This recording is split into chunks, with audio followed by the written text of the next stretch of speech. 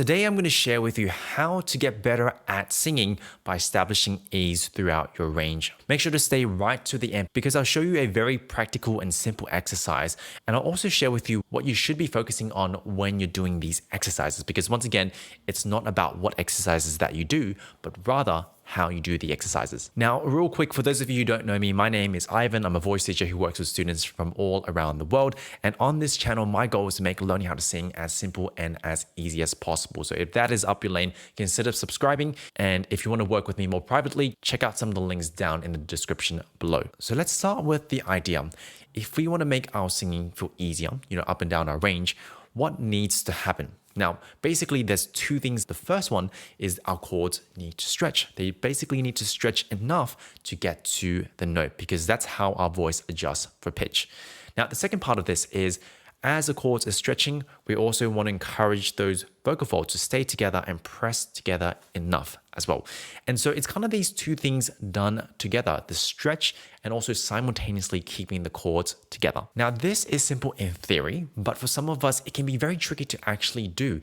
It can sometimes feel like you're kind of tapping your head and like, rubbing your stomach at the same time. Sometimes instead of just stretching the chords and keeping them together, sometimes we do the complete opposite. Not only do we not stretch the chords to get to the high notes, we just push more air, we get louder, we can do all these extra things, and we end up working harder and harder and harder. Not a good strategy. And so an exercise that has really helped me personally, and it's also helped a lot of the students that I teach over Zoom, is this. Why don't we just try this right? Step number one, let's just try and find some of those trickier notes in a falsetto. For me, I'm going to choose this note in the middle of my range because that's the part I'm really trying to clean up. So for example, if I go,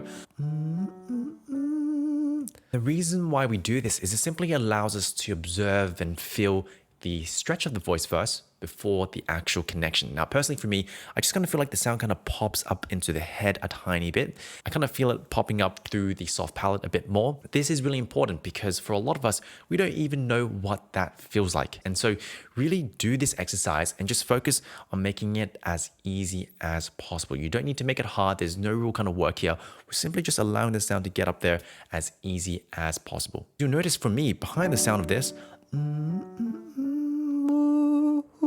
it's a very kind of light quality. There's not a lot of pressure behind it because what this allows us to do is step two, we're going to add a bit more pressure to that place of stretch. And it sounds a bit like this. No. Notice how there's still a bit of that kind of stretch, that lift, but then I just kind of sing and add a bit more pressure to that spot. Now, here is a few things to watch out for as you're adding that connection. First one is you don't really have to add a lot of connection. One of the troubles that I had doing these exercises like this is I'd always used to go, no, and I'd add a lot of kind of pressure, a lot of squeeze, and it would really kind of pull me out of that position of stretch. And so kind of just add a tiny bit of pressure, bit of connection each time. You don't have to add a lot of it to get to the note. Now, the second part of this is also, as you're adding connection, make sure you don't lose that position of stretch like this. No. Where you kind of fall out of that kind of lifted position and at the same time, you're off pitch. You want to see if you can get both of them at the same time. No. You've got that position of stretch and you've got the right amount of connection at the same time. That's it. This is a really simple but practical exercise to start getting you to feel the right sensations. Number one, what does it feel like to stretch? What does it feel like to not stretch? And then number two, how do we then combine a bit of connection with that? Because from there, that's how you start to build more ease across your range. If you enjoyed this episode, make sure to do all the usual social media stuff, like, comment, subscribe. It would really mean the world to me. And if you'd like to book in a lesson with me as well, links are down in the description as well. Apart from that, my name is Ivan. I'll see you all every single Thursday or Friday, depending on where you are joining me from. Take care.